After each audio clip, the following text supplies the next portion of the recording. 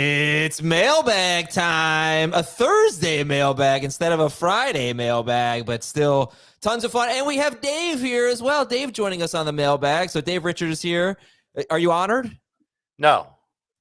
Jamey Eisenberg is here. And here's a man that both looks and sounds like he just woke up, Dan Schneier, ladies and gentlemen. In what way do I look like I just woke up or sound like I just woke up? What happened to the rest of Dan's hair? It looks like he got a little bit too short on the side there. Look at it. Can I ever get a good haircut on this show? Is anyone Turn your head a little bit more to your left, like your other left, Dan. This way. So like that way it looks normal, but like there's a certain angle where it looks like, half your head's dome. Also, the thickest beard I've ever seen you have. You totally look like you just woke up. I'm growing it out. We're gonna see what happens with this beard thing. I've been told don't touch it, just let it grow. Let's see what happens. So we'll see. I like it. Am I pulling off the? I like it, and that's all that matters. Is that all that matters? What'd you say, Dave? Am I pulling off the Schneier hairstyle correctly now? No, but you're looking to your left greatly. You are looking to your left. Good job. That was a tough one. We should have thrown that at Dan. The camera goes opposite ways, guys. I was looking to my left. You know what, Adam? Do we need to bring up your diner experience already? Because I could get into that at any point. Not yet. All right, we got a lot of your emails and tweets. I want to thank you for that. fantasyfootball@cbsi.com is the email address. fantasyfootball@cbsi.com. Want to remind you, just in case you weren't aware, it is Super Bowl week. You can stream wall-to-wall coverage with our CBS Sports HQ team of hosts, insiders, and analysts as they tackle the biggest storylines, interview the game's brightest stars, and keep you up to date with the latest betting odds and much more leading up to the best Sunday of the year. All right, so we got our crew out there in Vegas. They're doing a great job on HQ. Please check it out. Download the CBS Sports app. You can watch HQ on that. I've been watching it kind of just here and there throughout the day, just getting some great Super Bowl info, and also NBA trade deadline today, so plenty to look out for on CBS Sports HQ. Let's get to the emails and tweets. This one is from Nick D. If Saqoun Barkley ends up in Houston or the Chargers, does he move back into the first round in a half and or full PPR league? Jamey, is Saqoun a first rounder if he ends up with the Texans or Chargers? No, but he'll definitely be a second rounder. Do you think there's any chance he's not a second rounder if he's on the Giants or anywhere? Is there any scenario where Saqoun Barkley is outside the top 24? Yes, if he goes to a team that already has somewhat of an established running back or someone is sharing with him that's of significant talent. Let's say like the Dolphins decide to bring him in and he's sharing with Davante, something like that. Okay. I think what do you guys think? If either Houston or the Chargers grab him, he'll move into that borderline round 1-2 conversation. And I just see him ultimately ending up being drafted there. Name brand is high. People know him. People have had him. He's had success as an RB1. Then he joins a great offense. That's like a recipe that usually pushes into that borderline 1-2 range. But if it's the Giants again and it's Jones again, it's probably, I would think, end of round 2. All right, Saqoun Barkley will be 27 years old. Dan, you know everything about the Giants. When will Saqoun Barkley be 27 years old? I don't know that answer. Tomorrow! I do know Daniel Jones's birthday, though. Same birthday as me. How about that kind of irony? Yep. Oh, how about that? When it first happened, they drafted him, even though I had a horrible grade on him. Like, not a horrible grade, a second-round grade on him. I was like, you know what? Maybe it'll work out. He has the same birthday as me. It's fate. I don't really believe in those kind of things, but maybe I can start believing in those kind of things. He'll bring us back to the promised land, Adam, and that hasn't happened, though. The truest believers believe in year 6 he's going to have a breakout. So, Saqoun Barkley turns 27 on Friday. He averaged only 3.9 yards per carry, but the last 2 seasons per game, he's been number 9 in 2023, and in 2022, he was number 5 per game. So he's been solid, and he was on the 3rd lowest scoring team in the NFL last year with the 3rd worst PFF run blocking grade in the NFL last year. Of course, the Chargers were worse, so keep that in mind. Houston, by the way, Dave, they were 31st in running back target rate. I don't know if that would change if they got a guy like Saqoun Barkley, but they did not throw to their running backs. The Chargers were 25th. We've seen them be kind of all over the place. You know, it depends on Eckler and whatnot. But your thoughts real quick? No, I think Saquon's going to end up being a second-round pick. I really liked how he did in games with at least 15 touches. He averaged over 18 PPR points in those games. So let's get him to a team that can commit to him, that can give him a lot of work. Remember, in 2022, he averaged almost 18 PPR points per game. I think he still has something left. So there will be some fantasy managers. They're going to say, oh, Saquon's too old. I don't want him. or they'll say that Saqoun, he's injury prone. I don't want him. If he's in a good spot, I think he's a good pick, and I can't keep him out of my top 12 running backs at this point. I'll say one final thing on Saqoun before we move on, just because I do think volume-wise, he will still be in play if what Dave said is right. But there are some underlying metrics that are concerning. His yards after contact per attempt are down over a half yard from his breakout season. His breakaway runs, those are just non-existent. He had 9 as a rookie of 40+ in 2018. He had 1 last year and 1 this year. I actually had 0 this year of 40+. So I don't know if he's the exact same player he was from an explosive standpoint when he was kind of like a bigger version of CJ2K. And the yards after contact are also down. The success rate was also really bad this year. But how much of that is situation based? And that's kind of what we're getting at here. Right. The offensive line that he plays with is clearly a factor. The Giants' offensive line was terrible. Yeah. All right, let's wrap up on Barkley. I actually was going to mention the advanced metrics. I think maybe on Beyond the Box Score when we were supposed to do that this week. We're going to do it in 2 weeks.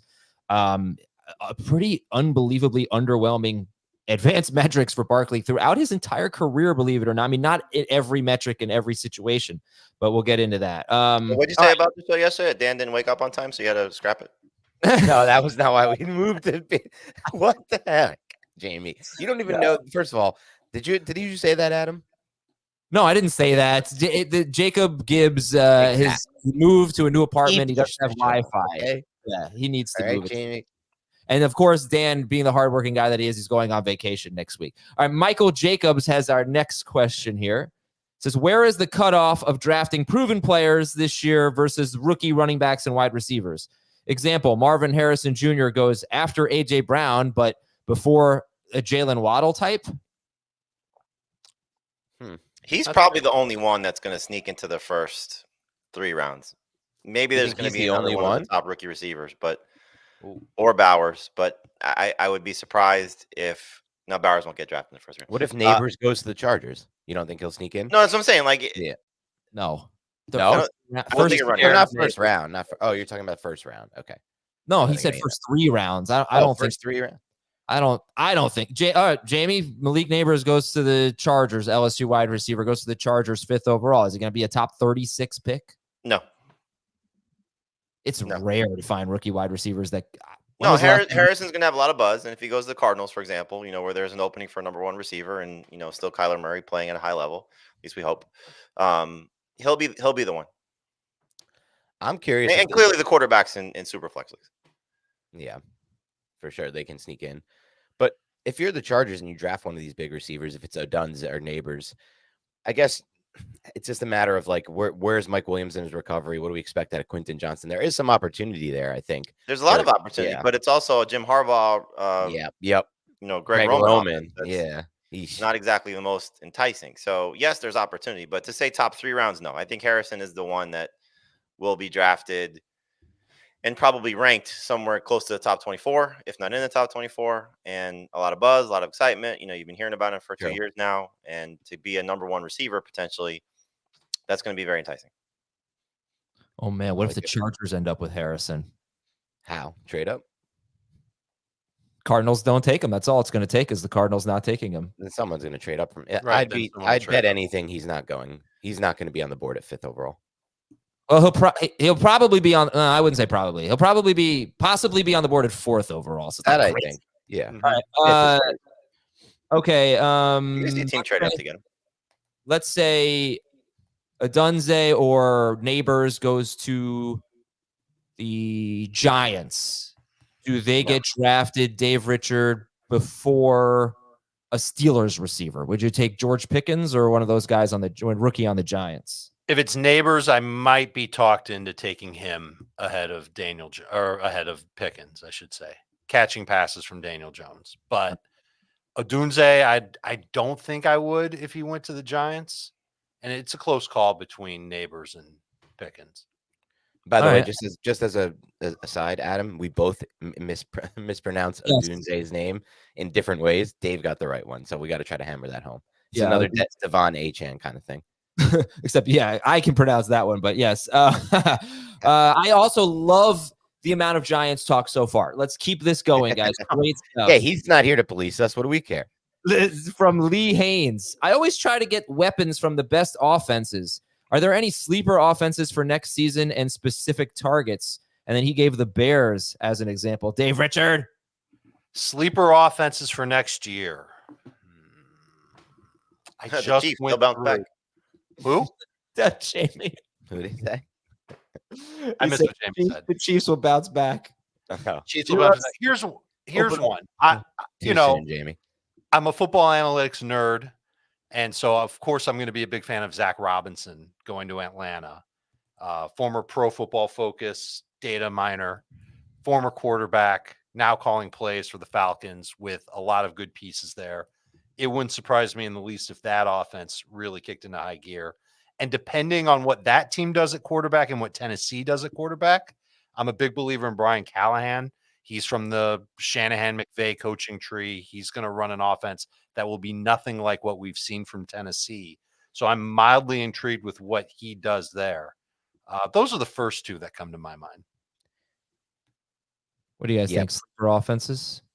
I like to follow along the same guidelines Dave provided. What I look for is change in offensive coordinator and play caller. That can be an upgrade. To me, that's the biggest way to make that jump. Obviously, quarterback's another way to do it. So Dave mentioned two good offenses. The one I want to bring up is Shane Waldron.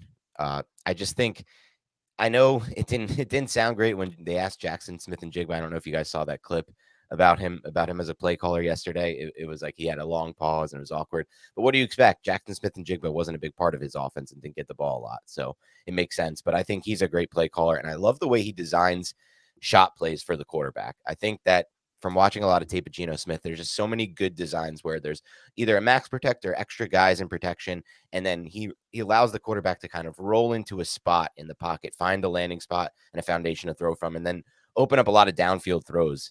He certainly did for Geno Smith, at least in 2022. So I'm excited about him adding a verticality to that offense, and I'm going to be excited about his offense.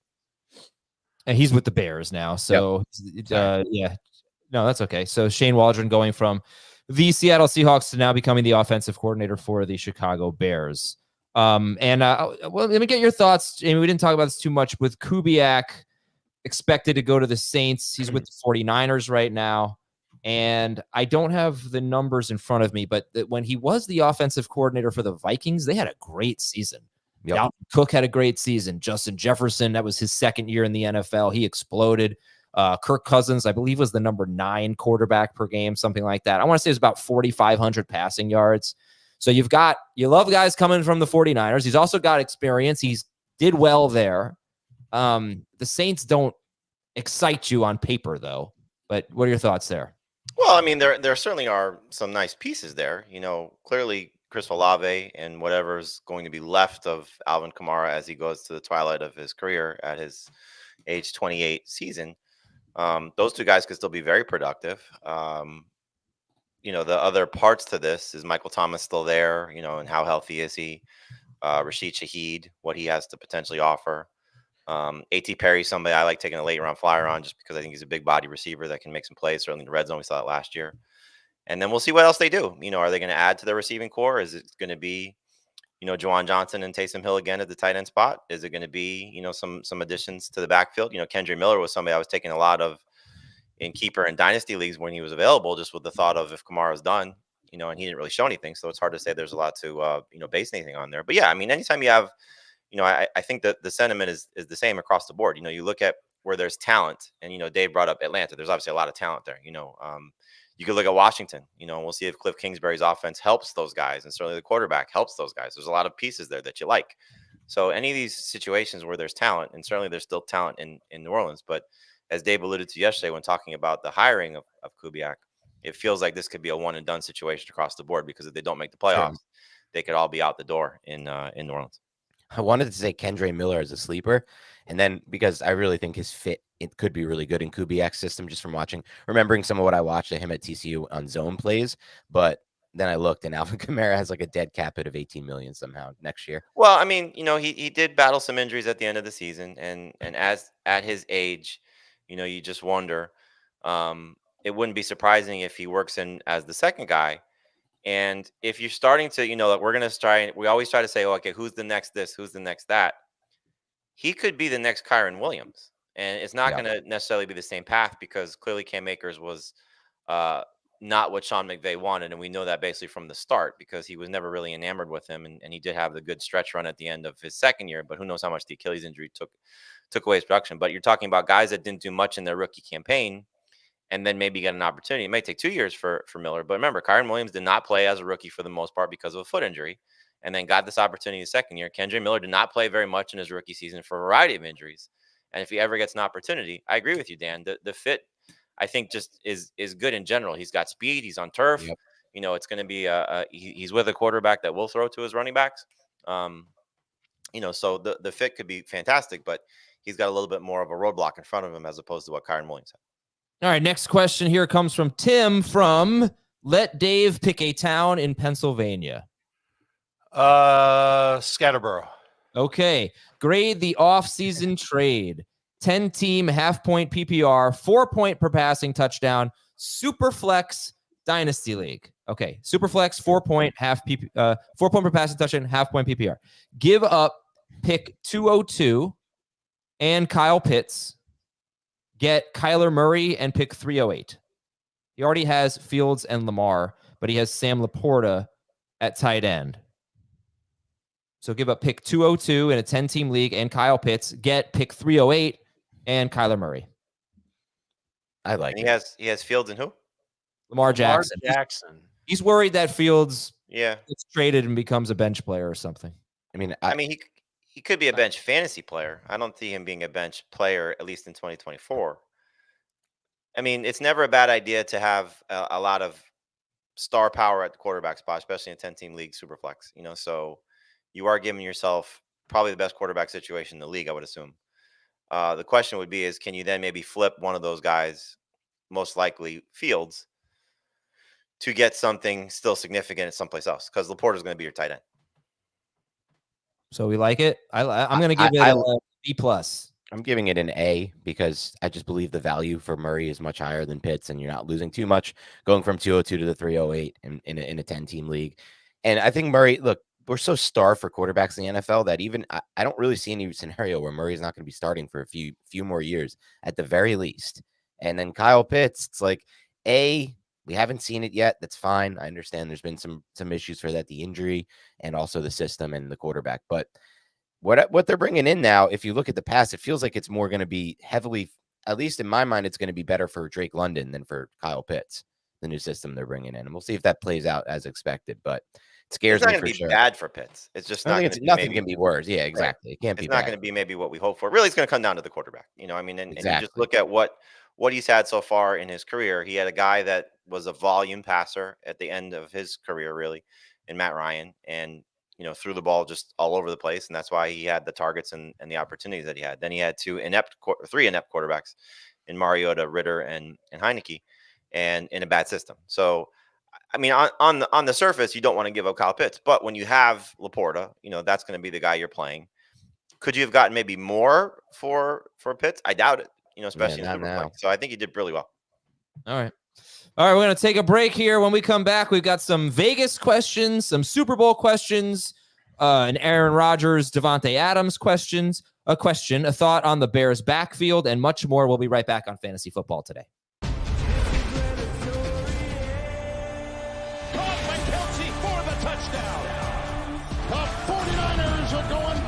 Super Bowl.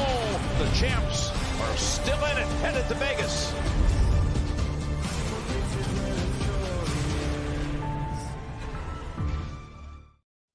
This question comes from Eric from Twin Falls, Idaho. It's a 3-parter. Let's go rapid fire. Ready? What is your favorite hotel in Las Vegas, and what would be your choice of game/gambling in Vegas? Aria and Craps.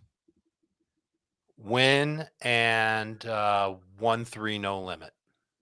Dave, which hotel did you do your bathroom? Was it Win? What happened? Which hotel did you model your bathroom after? Was it Win or Aria? Win. Win, yeah. The Win is so nice. I just live in the Aria because the poker, but I didn't know we can include poker, so I'm going to go Aria and the 5-5 PLO game of the Rock. Oh man. Crazy action. Bellagio and I'm just blackjack guy, so blackjack. Nice.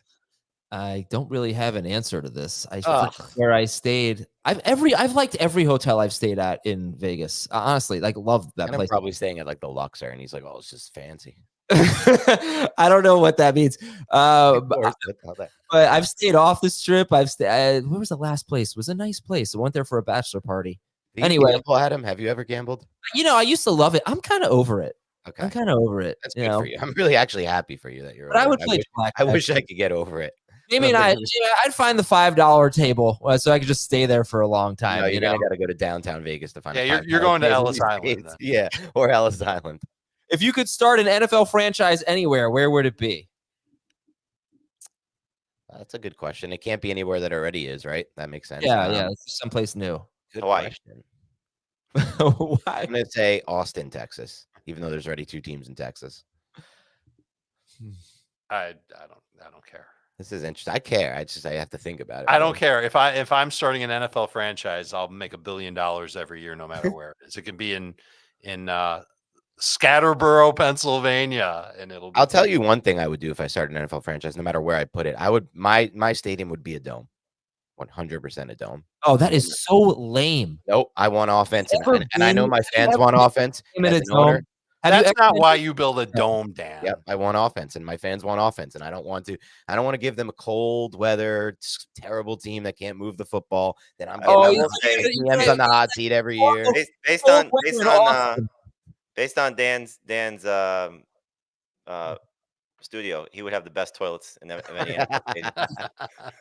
I'm going to build a dome in Austin, Texas, so we don't have cold weather. You build a dome in so you Austin, can have there's like no the dome. Final Four there. 63 degrees right now in playoff Austin. games. I need to think of like a good sports town, even if it's cold, and then put a dome there. Here's the last question here. I mean, I know it's only is San February. Diego the right answer there? Like, don't they deserve an hell NFL no. franchise? Hell no, those fans. I'm not putting in San Diego. Then I'm gonna have no fans. Man, crapping all over San Diego. St. No, Louis. San Diego's like the greatest place in America to live. It's amazing, but that's why I don't want a football team there. St. There's too Louis. many good things to do outside. St. St. Louis, Louis I like nice. that. St. Louis. St. Louis. Louis, that's the Yeah. one. I put it in St. Louis. There it is. You can do a dome there. They I deserve know it. it's only February, but going off the drafts you've all have done, tight ends seem like they're getting pushed down quite a bit. Assuming that this is the case in 6 months, will this change your strategy at all? We got to find out next week what's happening with 87. So if he's back, that changes the landscape a little bit of this. I spent some time talking to Evan Ingram and David Njoku at the Pro Bowl about the position. Laporta as well. First thing out of Evan Ingram's mouth when I said, "What do you think about how tight ends are?" He goes, "Sam friggin' Laporta." So, Really? and he did say, he goes, somebody asked him, just about the 2 tight ends playing in the Super Bowl. And he said, "Yeah, they're 2 of the best 3." And I said, "Are you the 3rd?" And he goes, "Of course."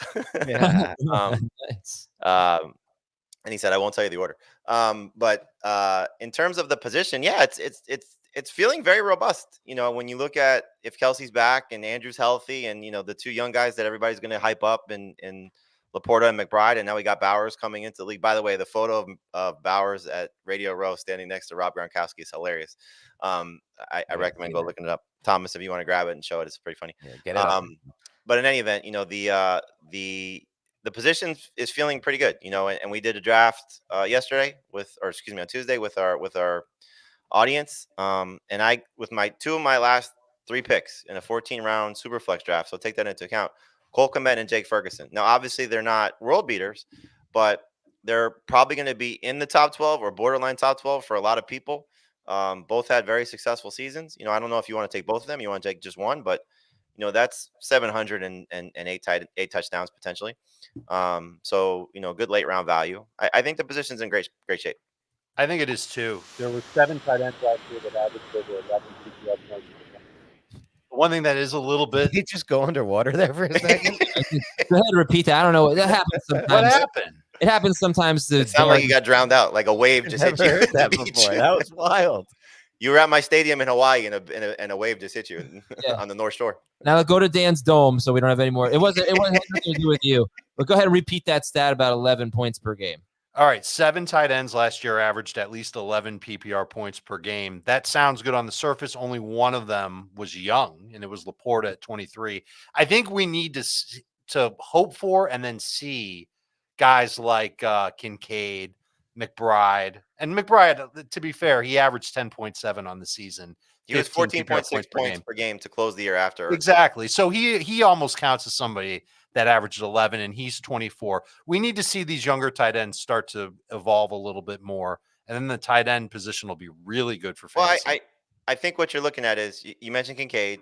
There's a big opportunity for him, and really anytime somebody was missing, whether it was Knox or Davis at the end of the season, he was fantastic. So Davis most likely gone. I think he's got a chance to be an absolute superstar.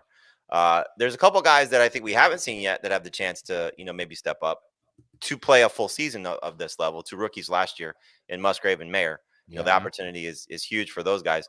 And then we'll see where some of these free agents end up, because there'll probably be one guy that ends up in a spot that could be good. Dalton Schultz, for example, leaving Houston, if he does, could still be a viable option. So we're probably going to be, 15 deep in terms of top 12 options. Clearly there's going to be a separation of, where the top 5 or 6 go comparatively to, the rest of the group. But it feels like it's in a very good position, given the fact that Kelsey's on the way toward the end of his career, if not done, and some of these other guys that just haven't stepped up that we were hoping for. But it could be a bounce back season that we just talked about with Kyle Pitts. Yeah, for me, it's Bowers. Yeah, Go ahead, go ahead. I was going to say it's Bowers, Pitts, Musgrave, and Ferguson probably for me. I don't think I'll have to use any kind of major premium capital to get any of those guys. I think they'll all be ranked in the 10 to 12 range, 8 to 12 range once we get through this. And there's not a chance I'm going to be using a round 3 through 6 pick at this position. What if you have to use one of those picks to get Bowers? I'll just pass and I'll go to Ferguson or whoever or Musgrave guys I like. I haven't seen much value in drafting tight end. When we push the tight end that ends up into that round 3 to 6 range, I see a lot of busts over the years. Where did I get Hawkinson in our draft this week, Jamey? I don't know, but let's go fast. It was like super late. Like that's going to be another option too. Is you'll take 2 tight ends. One of them's Hawkinson, and then the other one's, one of the late round guys that Dan's talking about. All right, let's fire through some questions here. This is from from Johannes. With so many fantasy viable players on the Lions, who's going to be the worst value on the Lions come draft season? Wow. So in looking at, and I know he changed this, but I would have initially said David Montgomery, just based on Heath's ranking alone, and not to pick on Heath, but he did have him in his top 12 running backs. If you have to draft David Montgomery as top 12 running back, then I'm definitely out. In terms of value, it's probably going to be just based on the conversation we had, Laporta, and that he may get drafted too soon. Not that I don't think he should be the number 1 tight end, but I think people will still say, I want to have that position locked up and not have to think about it, to set it and forget it. And we may see him get drafted. I don't think as early as round 2, but maybe early in round 3, because that's when we start to see the drop off of the elite players to the second tier players. And you say, okay, I'll take a quarterback here. And you may say I'll pivot to take a tight end there. And I think round 3 might even be a little bit too soon, especially early round 3 for Laporta. So he might be the one that gets drafted too soon. If you're just going to say somebody's going to be a bust, then I think Gibbs is going to be the first one drafted. And there's bust potential there, because if Montgomery plays a full season, you may not get maximum potential from Jahmyr Gibbs like we saw when he was the full guy, missing some games last year with when Montgomery was out. Mm-hmm. Gibbs was the last 9 games of the season, just the regular season, not including the playoffs, number 10 running back per game. He was great, but he was only on pace for 245 touches and about 1,300 total yards, a little bit more than that.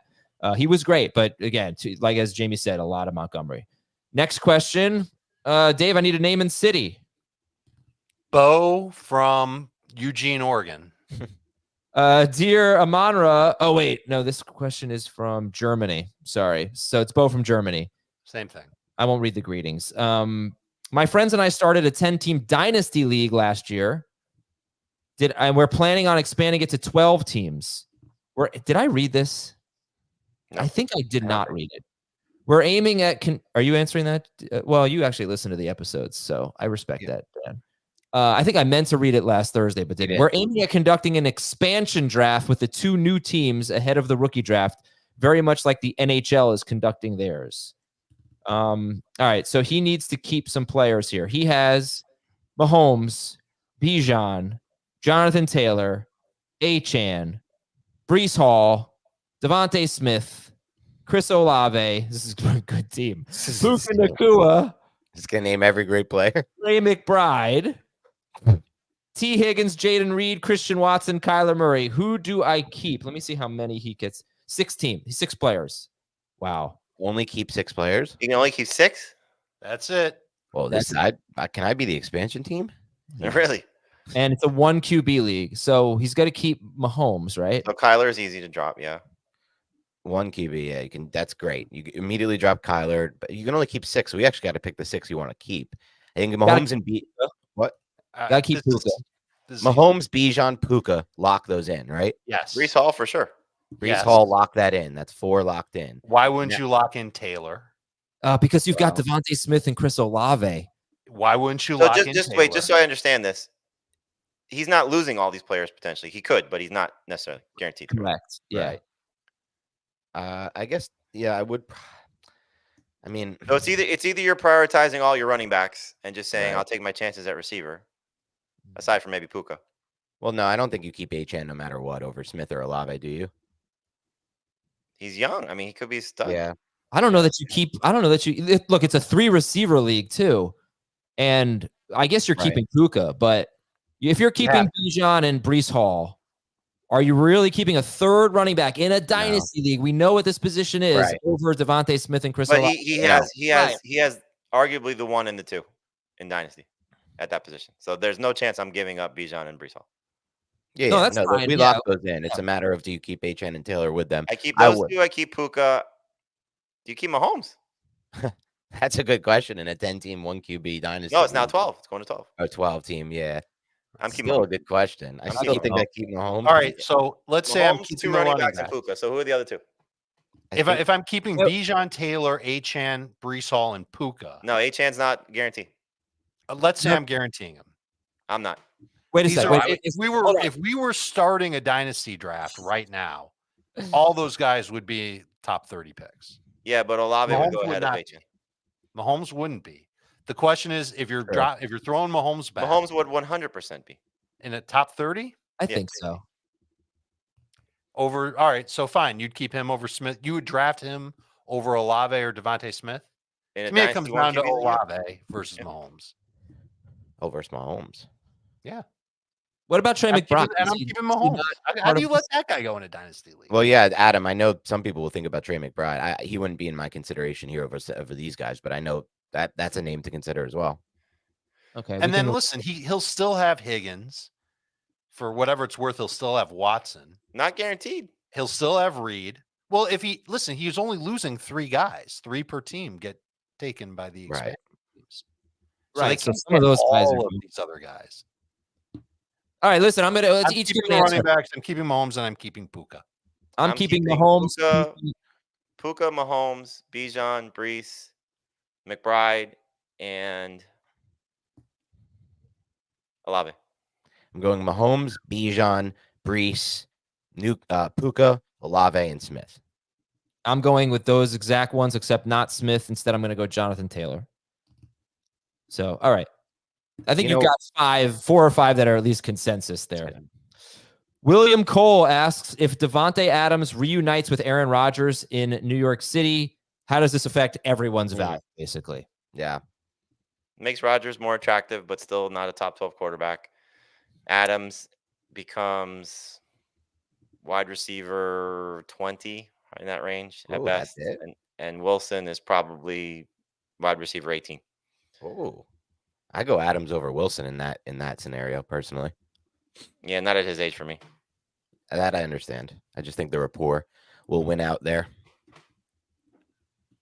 Okay, let's take a break. We got a lot to talk about, including a very iffy choice that I made at a New York City diner that Dan wants to ridicule me for. I think it was a perfectly fine choice, No, but it it was the worst sandwich I've ever had in my life. That is not a joke.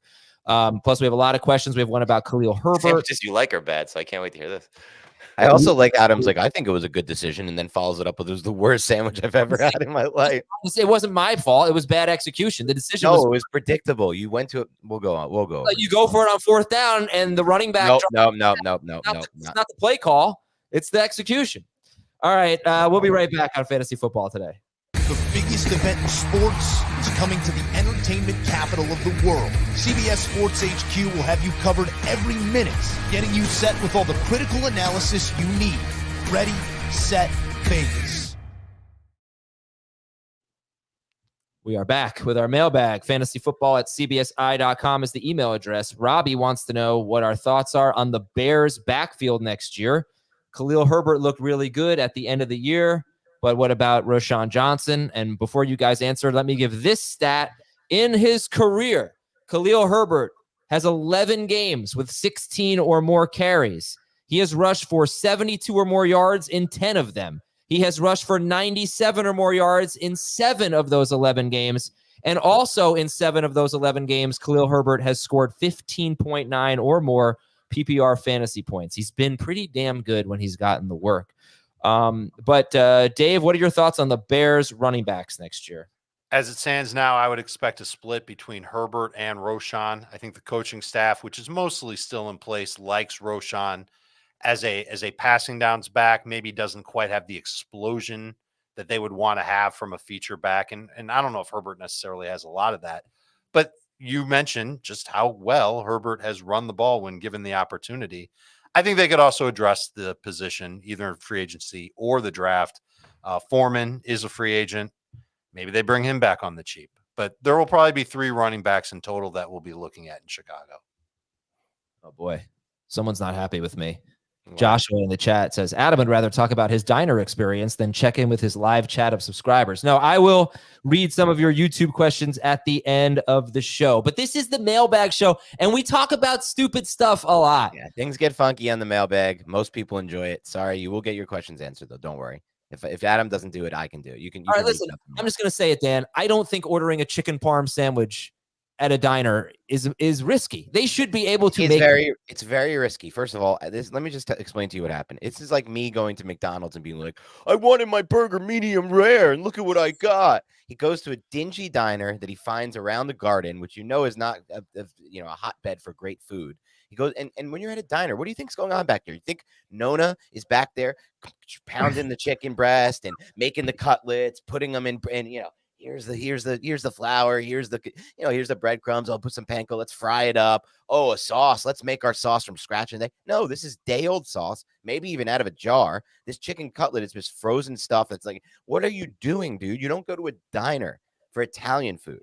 For chicken parm. Of course you woke up with a stomach ache. Of course it was terrible tasting going down. I didn't wake up with a stomach ache. What are you talking about? It just was bad. I added that just for fun. I added that in there. You got the cookies?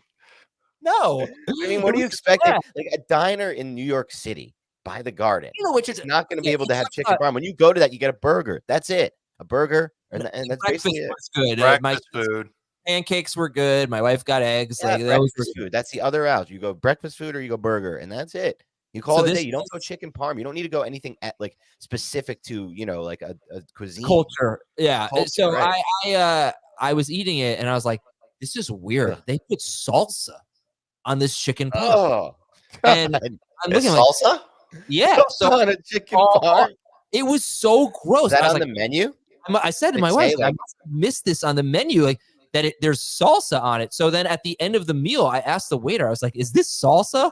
And he's like, no, it's tomato sauce. Oh, it was so bad that it tasted, smelled like salsa. I really think it was salsa. They probably put salsa by mistake. If only anyone could have predicted this 3-day-old jarred sauce was going to go bad at a diner and not order it in the first place. Look at this comment here. Adam, stick to the Mount Kisco diner.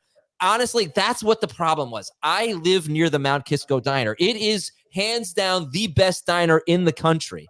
It's not even a diner. It's like high-end diner. It's so good. And they would make a great chicken parm. So I really need to make sure I don't take my orders from the Mount Kisco diner to other diners. All right. Back to the show from Brian.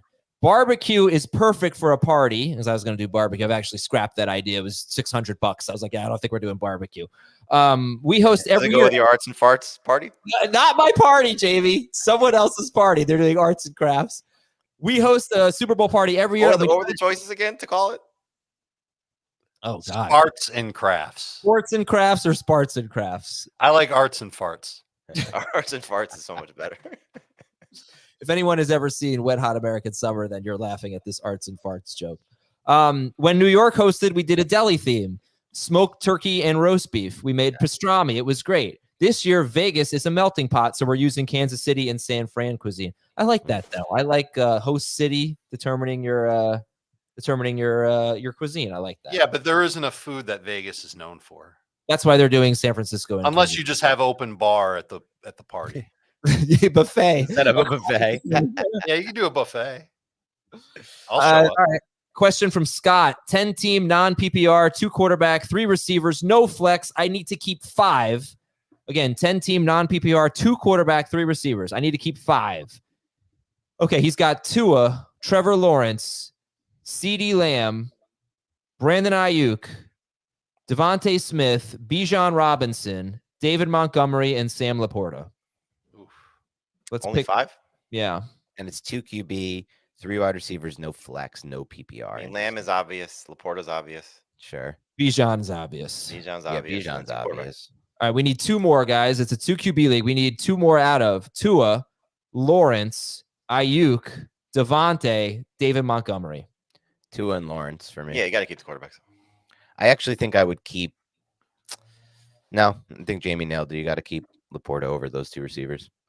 Question: how hard would it be to find a quarterback True. close to the level of Tua or Agree. Trevor?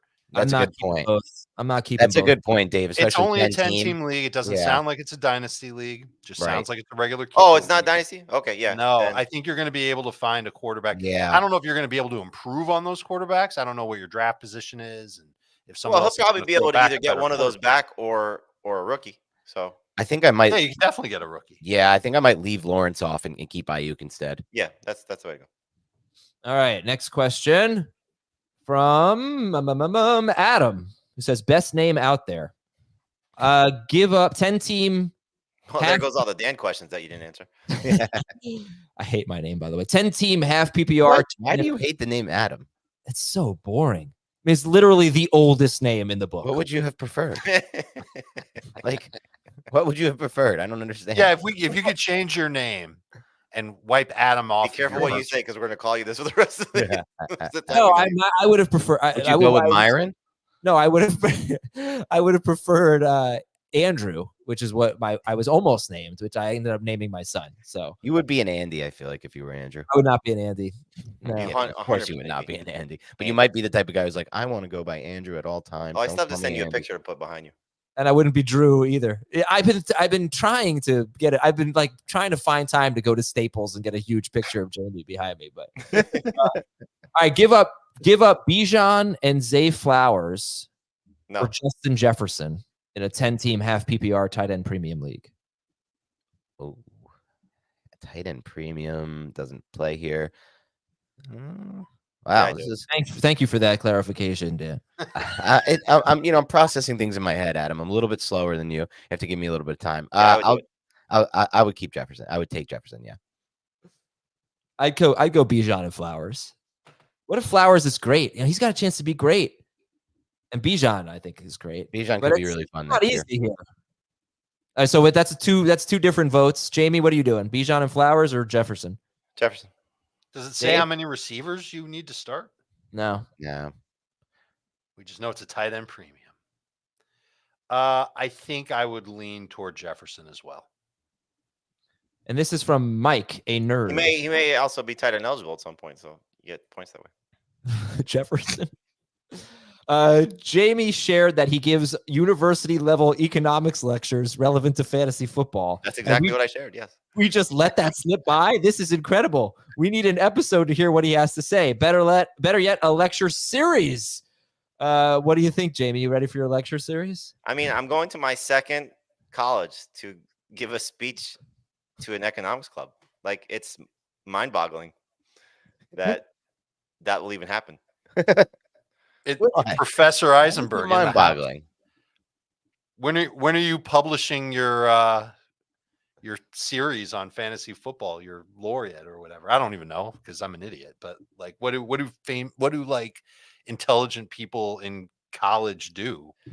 Well, I'll be around a lot of intelligent people, so I'll ask them because I'm You can. Don't ask me. No, but like, I'm killing myself here thinking about this. I just like thinking about Jamey with a pipe going in front of like 400-person lecture halls. That's what I'm thinking about. They're expecting like economics. Like he's going to tell you the secrets to the stock market and like making 10 times your money. And he'll be like, Bijan Robinson. I usually so like I said, I've done this a few times now at Florida Atlantic University, and I usually just walk up there extremely unprepared. I send a bunch of like fantasy football statistics like about the industry to my friend who makes a PowerPoint that I don't even look at before I even go up there. And I said, let's go to the slides. I usually put in a video that kills 5 minutes of like one of our shows. Like, so maybe this one will apply. There you go. So, like, they get an example of like what it's like to talk on camera and do those things. Not that I do that well either. And then then we just talk football. It's your thesis. That's what I meant. That's what you have to write up. Your thesis on fantasy football as it relates to world economics.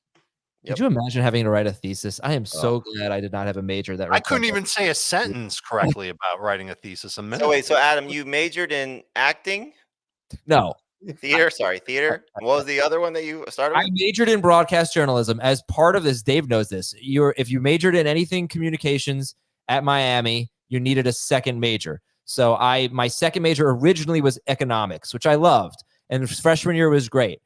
Sophomore year, my first semester, economics got really hard and really 8 a.m. in the morning. And I was really tired and really not into it. I knew what I was going to end up doing. It was going to be comm school and communication stuff anyway.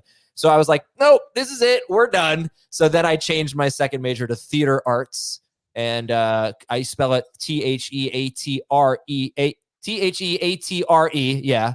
Not ER. So I'm legit. And I basically used that time to focus on theater management, which was I sat in the box office and sold tickets to our shows. Can I ask a question that's very important for both myself and the listeners?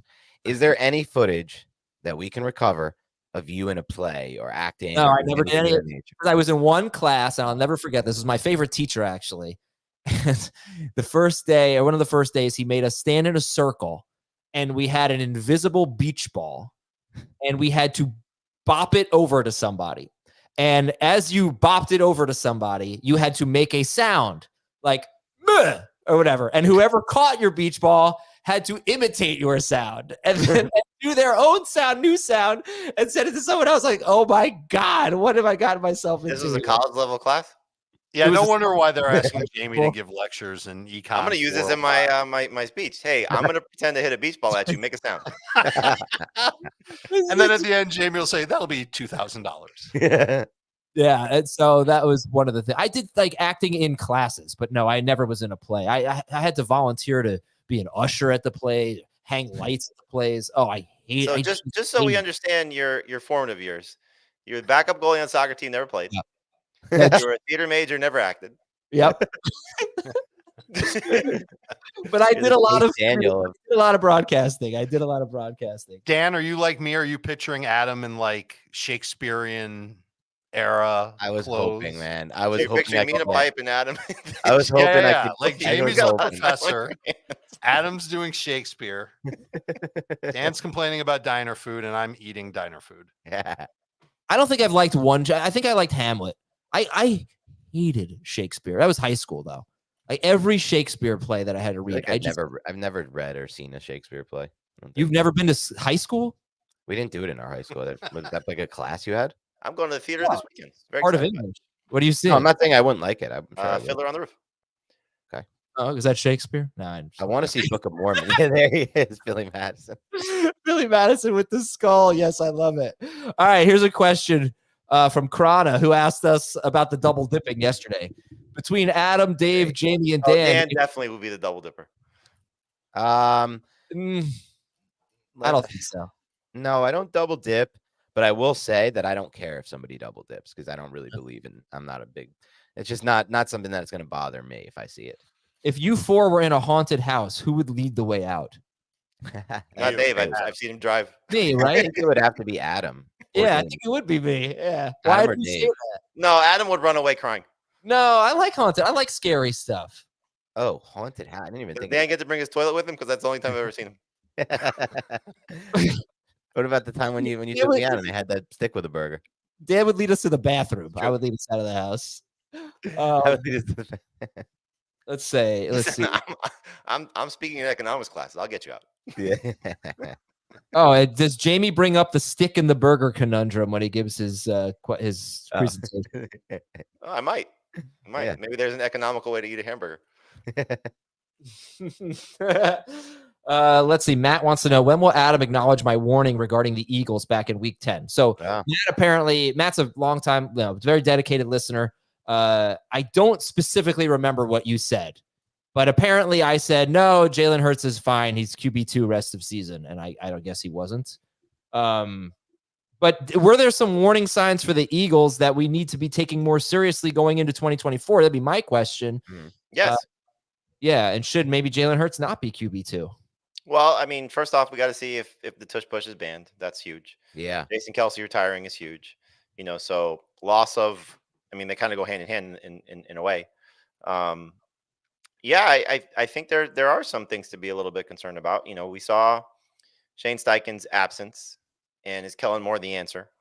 Because last year, Brian Johnson, I don't think necessarily brought out the best of Jalen Hurts. Not that he was bad, but it just wasn't as good as it was the previous season. So there are some warning signs, but you still look at what he does with his legs. The rushing touchdowns are huge. He still has an amazing receiving core, and we don't know what the backfield looks like. So yeah, he's still a top 3 quarterback. I don't think he's going to slip past, let's say, 4 or 5 at worst. AJ Brown's still a star. Devontae Smith's still a very good number 2 receiver. Dallas Goedert's borderline top 12 tight end. I mean, there's still a lot to love about the situation. I think back to what the Eagles Dallas game from this year, and then what Nick Bosa said right before the Eagles 49ers game. And he was like, look, if you watch the tape, there's a way to play Jalen Hurts, and it's to pass rush him in a certain way where you don't allow him to run the B gap. And after that, and then it's the same thing that happened with Daniel Jones. And after that, you start to see these quarterbacks look at the pass rush, you start to see them break the pocket to the right and roll right, cutting off half the field. It's not good, and we'll see what happens with Hurts, but I have definite concerns there. It's also lack of, I think, seeing the field in general. I mean, he's definitely, every time he's on the move, he's looking downfield. And not that that's a huge issue, but it's not the best way to operate. We saw Dallas Goedert really get frustrated with him. I think it was a playoff loss, where he's wide open on a key 3rd down or 4th down, whatever it was. And Jalen Hurts didn't even look at him. Yep. By the way, Speaking Matt, of predictions that you were right on middle of the season. Adam on FFT and 5 yesterday. These were the 2 things he got right, Dave. Okay. That he said he got right. I was right on Travis Etienne. This is what Okay. I'm That's speaking fair. as Adam. What I did he was say right on about Travis Travis Etienne. wait, can I do it? No. You're gonna say it wrong. You've already said it wrong. I was ahead. saying I drafted a You lot. never interrupt the professor while he's in the middle of Go sit in the He's corner. enlightening us. I drafted a lot of Travis Etienne. I was right about that. I think he finishes RB 7 or 8 per game, so that was a good pick for me. Oh, I thought you were saying about trading Etienne. That was the other thing. I was also right about saying to sell high on him mid-season. So No, I was no, right. wait. And then where's the asterisk? How many? But I didn't actually make any trades involving Travis Etienne. But I did tell everybody else to. Yeah. I think that was legit. All right, so I want to give a shout out to Matt who asked that question. He says typing with my pointer finger under my desk. Someone said, "Why is your pointer finger under your desk?" And I know he's at work and he doesn't want to get caught. So my thumb has a cut and my office door is open. And then someone said, HR has entered the chat. So he is speaking in chat questions right now under the I like it. desk. I love it. All right. Do we have any other questions? I love it. The guy was like, does Adam pay attention to anything here? And not one person has asked the Probably family. left because you were talking about your stupid sandwich. No, that needed to be discussed. Dan was very intent on discussing the sandwich. It's just such a bad decision. Hi, yes. Can I have the salsa parmesan? Yeah, it's like salsa chicken, please. again, it's like you go to McDonald's and you're like, oh, my burger was well done. McDonald's basically cooks the burger the same way every single time. Did you see? There's somebody, either TikTok or Twitter, I posted saw that, Jamie. It's so gross. Are that you they talking about the found a person? McDonald's bag. No, she kept a bag of For McDonald's 20 in her years? closet for 20 years, There was no mold on the hamburger, the bun. or the fries. Nothing changed about the look of the burger or the fries. Ugh. How do you yeah. keep a sandwich for 20 years She just put it in her closet in a McDonald's bag and just left it there. and forget? Who No, I does think she that? did it as an experiment. And it looked exactly the like, same. How did that not stink up her house? I would think, and I don't know, like they're not a sponsor or anything, but I would think that the meat that they use now, 20 years later, would probably go moldy. The fries No wouldn't. shot. How No many times shot. you find I French would fries bet my life that what you bars just said to is wrong, Adam. There's I- no shot we went the less chemical route as time went on. There's no Oh, you shot. gotta let Dave answer this one because he's probably had it twice the same thing. Best What steak is in it? Boca. Best steak in Oh, Boca. of course. Say. I don't know. I don't love any of the places in Boca. New York Prime's good. David Louis is good. What are each of your favorite Seinfeld quotes? Oh, They're real and they're spectacular.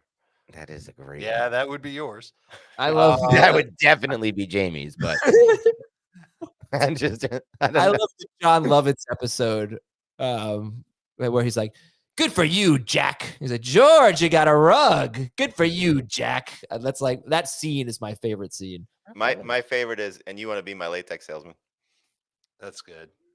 I don't know if I have a favorite quote. I'm trying to think. There's so many. First of all, there's an obscure one where George just yells Twix, like in anger because he tried to trick everybody at a car dealership. Oh, with the candy bar lineup. Candy bar lineup, right? That's one of my absolute favorite episodes. And then when Elaine wants to make love to Jerry to save their friendship, and Jerry goes, "Sex to save the friendship." Yep. And he just Adams would definitely be. It was a scratch. Oh, Dan, you missed it. Recreate what you did. What? Recreate what? When you use your sleeve as a tissue. Oh, gross. Oh, this? I went like this. I think. like he's That's what I he's did. 5. Ugh, I had an itch on my nose. I itched it with my sleeve. Who and itches with their sleeve? I Dan. itched my nose Dan, a now, you don't lot. have kids. You don't have kids. That's what every child under the age of 5 does. Things to do. Yeah. I mean, look, Adam. It's true. It's true. All right. We're out of here, everybody. Thanks for watching. Thanks for listening. And thanks for your questions. I was at the pool. Yeah, that's a good Yeah, that's one. a good one. The jerk store called. They want more of you. All right. We will talk to you tomorrow with our big Super Bowl preview. Game of the week. See ya.